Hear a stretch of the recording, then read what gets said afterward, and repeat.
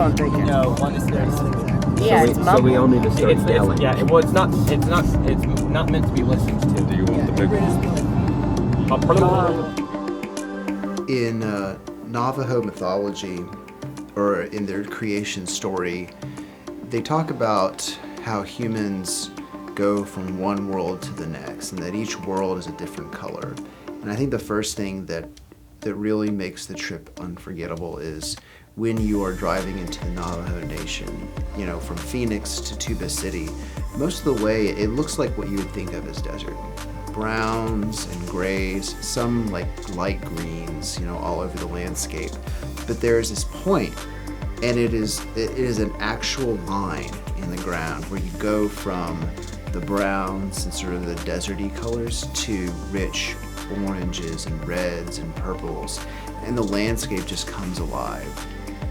And I think that the idea of like students being in the place that they've been reading about is very special. It's one of the, you know, big focuses of our school is being their experiences, and this is really the ultimate being their experience, getting to experience the landscape and seeing the relationship between the people of that landscape and their environment is really going to drive home an understanding of the Navajo that you can't just get from reading about it or even watching a documentary.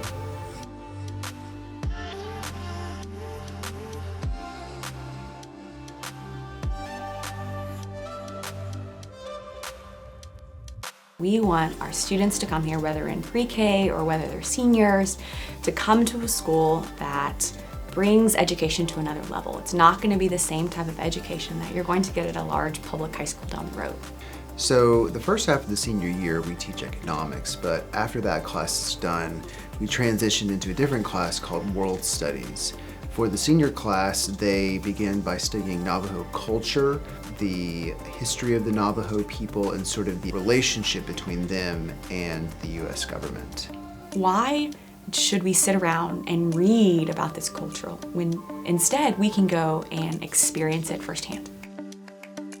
You have a place where, you know, almost no one looks like you, where people speak different languages, they eat different foods.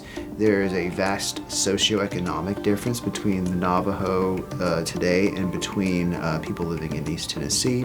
So for Amizade, it is a travel group, or it's a travel organization for, you know, young people, groups, and for them, service is an important component of the travel. But what they consider service isn't the same necessarily as what you would expect from like a mission trip or other like service organizations. For Amizade, the most important service element is just listening. We wanted a trip that wasn't just going to be remembered as a fun time, but it is a transformative experience. Some of our students may come home and maybe their perspectives of themselves have changed. Maybe the perspectives of how they live or where they live changes, but I guarantee you that every student who comes back from this trip is going to have some sort of new thought or new idea of how they live or how the world around them works. And so I really hope our students come home with the idea that, it may be cliche to say, but I want our students to come home to see that the world is different around them. Like, it's completely different outside of East Tennessee. And I'm hoping they come back with some sort of purpose for themselves. However it changes them, it could be big, it could be small, but my hope is that every student comes back and is able to step back and think, wow, that's a lot different than what I've ever seen or ever experienced before.